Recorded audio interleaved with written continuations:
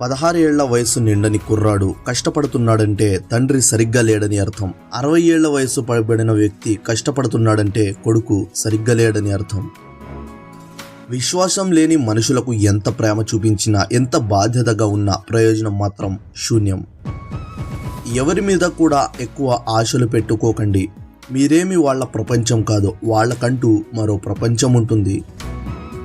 వాడుకోవడం తెలిసిన వాళ్ళకి ఎలా వదిలించుకోవాలో కూడా తెలుసు.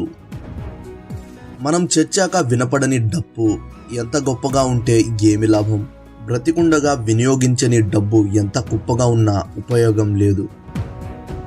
నిద్రకు మరి ఆలోచనకు అస్సలు పడదు, ఎందుకంటే ఒకటి ఉంటే మరొకటి రాదు. జీవితం అనేది మనం నడిచే దారి లాంటిది. మనకు తోడుగా నడిచే వారుంటారు, కానీ మనకు బదులుగా నడిచే వారుండరు. నిన్ను నమ్మేవారిని ఎప్పటికీ కూడా అబద్ధం చెప్పకు, మరి అబద్ధాలు చెప్పేవారికి అస్సలు ఎప్పటికీ నమ్మకు.